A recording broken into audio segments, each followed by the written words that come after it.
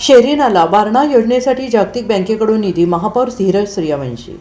महापालिकेच्या शेरी नाला आणि वारणा उद्धावपाणी योजनेसाठी शासनाने निधी द्यावा अशी मागणी आपण केली होती. मुख्यमंत्री देवेंद्र फडणवीस यांनी राज्य शासनाला जागतिक बँकेकडून 5,500 कोटींचा निधी मिळणार असून त्यात सांगली महापालिकेच्या या 2 योजनांचा समावेश करून निधी देण्याचे आश्वासन दिले आहे. लवकरच हा निधी उपलब्ध होणार असल्याचे महापौर धीरज सूर्यवंशी यांनी पत्रकार बैठकीत सांगितले आहे. महापौर धीरज सूर्यवंशी यांनी म्हटलं आहे की भाजपने निवडणूक जाहीरनाम्यात दिलेली आश्वासने पाळण्यासाठी कामे सुरू केली आहेत. महापालिकेला शासनाकडून जास्तीत जास्त निधी विकास कामांसाठी मिळवण्याचा प्रयत्न सुरू आहे.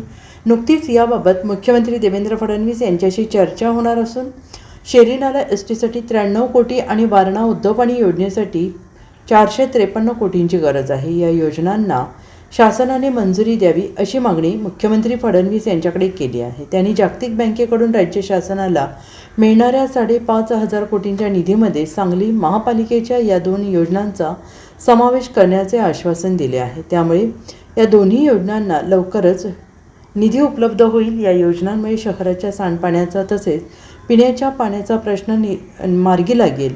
सूर्यवंशी यांनी म्हटलं आहे की मुख्यमंत्री देवेंद्र फडणवीस यांच्याशी पालकमंत्री चंद्रकांत पाटील यांच्या माध्यमातून लवकरच महापालिकेच्या सर्व पदाधिकाऱ्यांची बैठक होणार आहे. या बैठकीत महापालिकेच्या अन्य काही योजनांसाठी निधीची मागणी करण्यात येणार आहे. महापालिकेची नवीन प्रशासकीय इमारत बांधण्यासाठी राज्य शासनाने नगरोत्थानमधून निधी द्यावा.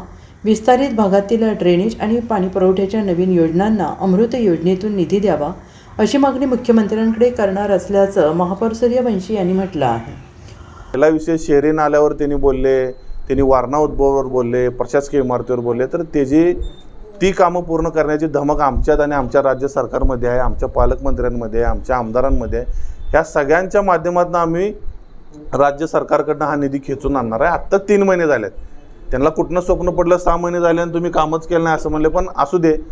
त्यांना तुमच्या माध्यमातून कळवा की 3 महिने आत्ता झालेले आहेत आणि 3 महिन्यात त्यांनीसुद्धा आमच्या संघ राज्य सरकारकडे पाठपुरावा करत असताना आमच्या संघ यावं. आमची मिटिंग लवकरच लागणार आहे या 2 आठवड्यात.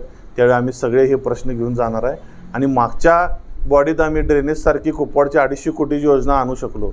सांगलीचा सगळ्यात महत्त्वाचा प्रश्न घन कचऱ्याचा जो देशात आत्ता आपल्या चांगल्या पद्धतीनं आपल्या सांगलीकडे बघितलं जाते तो प्रोजेक्ट आम्ही राबवू शकलो.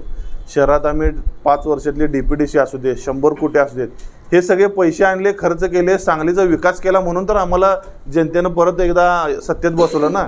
त्याच कुपवाड ड्रेनेज 250 कोटी सांगितलं मी.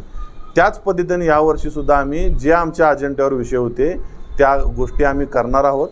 पुढील 5 वर्षात, पुढील 2 वर्षात ह्या सगळ्या गोष्टी सांगली शहरातल्या बदललेल्या दिसतील. विकासाच्या कामात विरोधी पक्षनेत्याने आमच्या संघ यावं. नुसतं विरोध करत बसण्यात काय अर्थ नाही.